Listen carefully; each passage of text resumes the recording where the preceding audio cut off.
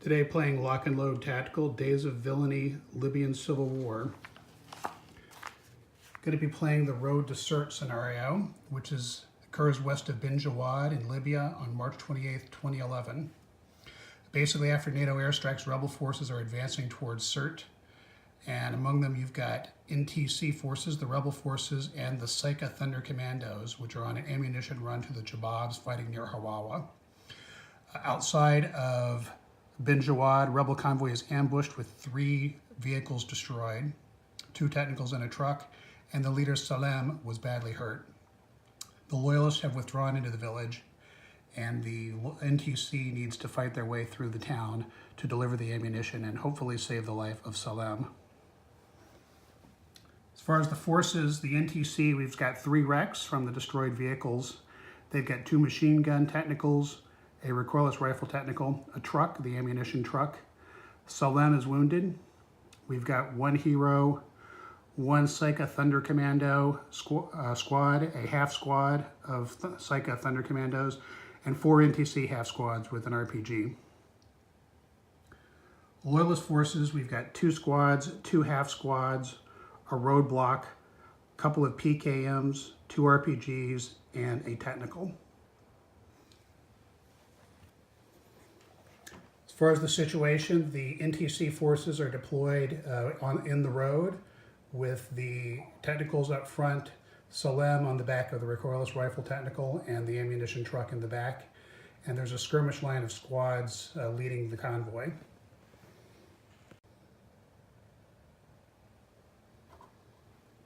So over on the other side of the map, loyalist forces have deployed to prevent the NTC forces from exiting the map.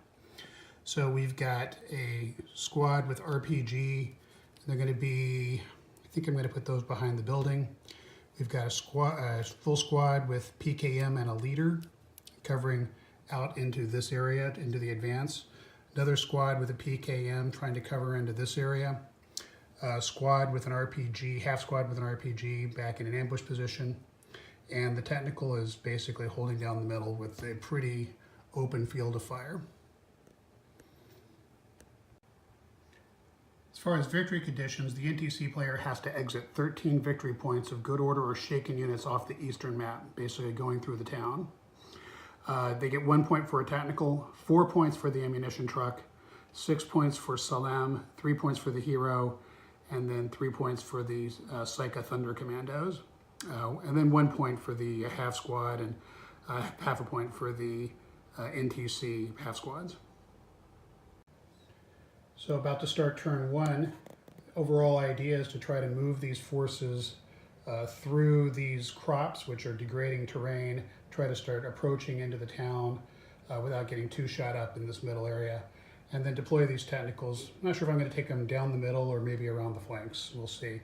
The truck, though, has to more or less go down the road, because every hex that's not on the road that it goes down, Salem has a 1 in 6 chance of dying. So that vehicle is pretty much going to take right down the middle. So for the first turn, loyalist forces have just been passing. The skirmish line has moved up largely into those low crops to the degrading terrain, and the technicals have all assault moved. The ammunition wagon with Salem in it is just staying back, and loyalist forces will now open up. As far as combat on turn 1, the loyalist squads that forward deployed with the machine guns opened up and did shake one of the technicals. The loyalist technical also moved into position, and assault moved and fired, doing no damage. And NTC forces fired back with their assault moves, their technicals, and the recoilless rifle, doing no harm. So end of turn 1, we've got 1 shaken technical on the NTC side. So turn 2, this is general NTC advance. The loyalist technical shook the NTC technical. Generally, the NTC infantry advanced through the crop fields towards the NTC loyalist positions. The machine gun, the loyalist machine gun here, got a shake on the Sirte Commandos, but those guys are tough and get to re-roll once per game and are not shaken now. One of the NTC technicals came around the southern area to engage the Loyalist squad in the back of the stone building. Missed, and that squad advanced with an RPG, and we'll see who gets off the first shot next turn. Finally, there's a lot of people congregating around this Loyalist squad here, right there with the machine gun. But they were covered by the other Loyalist squad who shook the recoilless rifle technical that was coming in to attack. So right now, as of the end of turn 2, we've got 2 shaken technicals, and other than that, everyone on the board seems to be in pretty good order. Turn 3, a pretty interesting turn.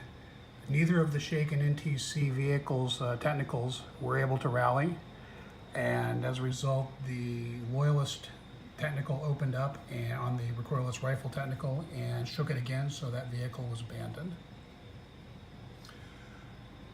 Over on the north, the NTC forces started advancing up towards the Loyalist forces, but as they got into close range, the Loyalist forces with machine guns opened up, shook both of those squads, and with no leaders around, those guys are not going to be getting any better. Down on the southern side, the Loyalist team with the RPG got the initiative, destroyed a technical. Loyalist or NTC forces were moving up but couldn't fight. They do not have assault movement capability, so they simply advanced. Meanwhile, the hero with the RPG was engaged by the Loyalist squad up in the forward deployed squad with the machine gun. He was wounded, but he got off an RPG shot which hit. This hero has the Bull special ability, which allows him to basically ignore the first wound. The RPG shot hit and shook both of those squads. So as we sit here now, on the north side of things, the Loyalists are looking pretty good. The NTC units there are looking in pretty bad shape. On the south side, the Loyalist forces are pretty well shaken. There are a bunch of NTC squads moving through in good order, but the NTC technicals are in bad shape. Meanwhile, the ammunition truck with Salem, who's not doing very well, is still hanging out in the back. On to turn 4. One more thing at the end of turn 4, this Loyalist squad had not activated, was able to move 1, 2, 3, 4, enter into melee, and destroy both of those squads. Now it's the end of turn 4.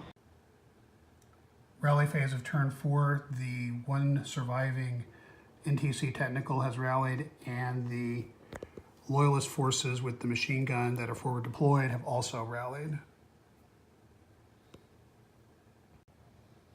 So it's looking like the beginning of the end for the NTC. The Loyalist squads, forward deployed squads with the machine gun rallied, as did the technical. The technical, however, was engaged by Loyalist squads in the back and shaken, as well as by the Loyalist squads that had just rallied, and it was abandoned.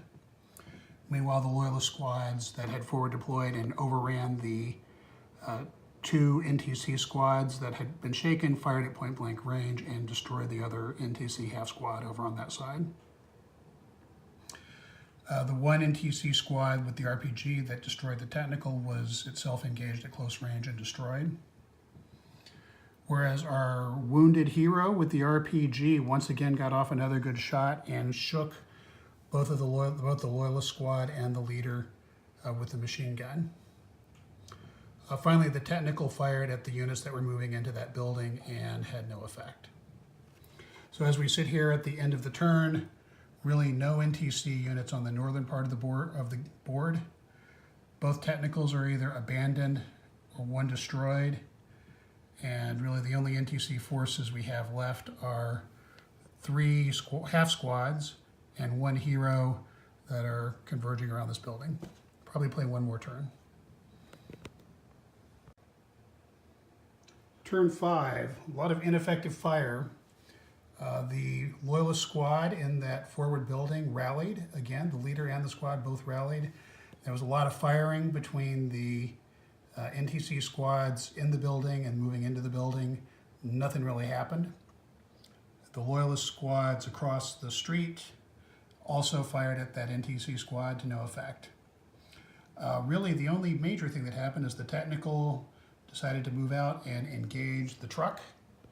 It missed, and the truck decided it needed to start moving out. So with the technical blocking the road, the truck decided to drive around it.